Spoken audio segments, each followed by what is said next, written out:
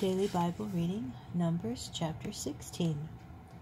Now Korah, son of Izhar, son of Kohath, son of Levi, betook himself, along with Dathan and Abiram, sons of Eliab, and On, son of Peleth, descendants of Reuben, to rise up against Moses, together with 250 Israelites, chieftains of the community, chosen in the assembly, men of repute.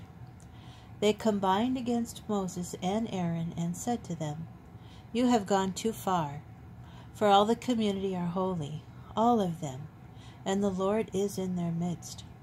Why then do you raise yourselves above the Lord's congregation?" When Moses heard this, he fell on his face. Then he spoke to Korah and all his company, saying, "Come morning, the Lord will make known who is his and who is holy, and will grant him access to himself. He will grant access to the one he has chosen. Do this, you, Korah, and all your band, take fire pans, and tomorrow put fire in them and lay incense on them before the Lord. Then the man whom the Lord chooses, he shall be the Holy One.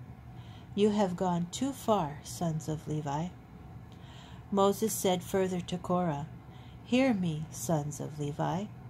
Is it not enough for you that the God of Israel has set you apart from the community of Israel and given you access to him to perform the duties of the Lord's tabernacle and to minister to the community and serve them? Now that he has advanced you and all your fellow Levites with you, do you seek the priesthood too? Truly, it is against the Lord that you and all your company have banded together. For who is Aaron that you should rail against him?" Moses sent forth Dathan and Abiram, sons of Eliab, but they said, "We will not come. Is it not enough that you brought us from a land flowing with milk and honey to have us die in the wilderness, that you would also lord it over us? Even if you had brought us to a land flowing with milk and honey, and given us possession of fields and vineyards, should you gouge out those men's eyes? We will not come." Moses was much aggrieved, and he said to the Lord, "Pay no regard to their oblation. I have not taken the donkey of any one of them, nor have I wronged any one of them." And Moses said to Korah, "Tomorrow you and all your company appear before the Lord, you and they and Aaron.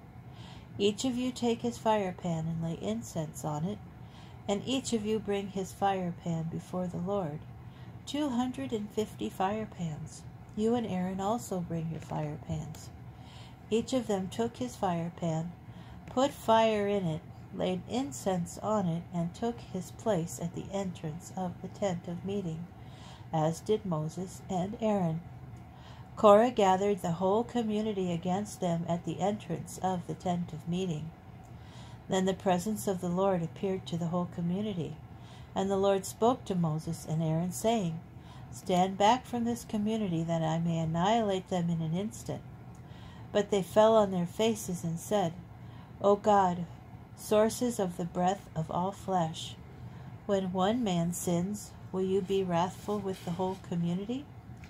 The Lord spoke to Moses, saying, "Speak to the community and say, Withdraw from about the abodes of Korah, Dathan, and Abiram." Moses rose and went to Dathan and Abiram, the elders of Israel following him. He addressed the community, saying, "Move away from the tents of these wicked men and touch nothing that belongs to them, lest you be wiped out for all their sins." So they withdrew from about the abodes of Korah, Dathan, and Abiram.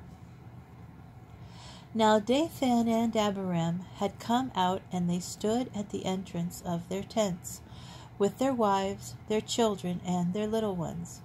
And Moses said, "By this you shall know that it was the Lord who sent me to do all these things, that they are not of my own devising. If these men die as all men do, if their lot be the common fate of all mankind. It was not the Lord who sent me. But if the Lord brings about something unheard of, so that the ground opens its mouth and swallows them up with all that belongs to them, and they go down alive into Sheol, you shall know that these men have spurned the Lord. Scarcely had he finished speaking all these words, when the ground under them burst asunder, and the earth opened its mouth and swallowed them up with their households, all Korah's people and all their possessions.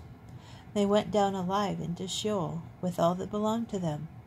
The earth closed over them, and they vanished from the midst of the congregation. All Israel around them fled at their shrieks, for they said, the earth might swallow us. And a fire went forth from the Lord, and consumed the 250 men offering the incense.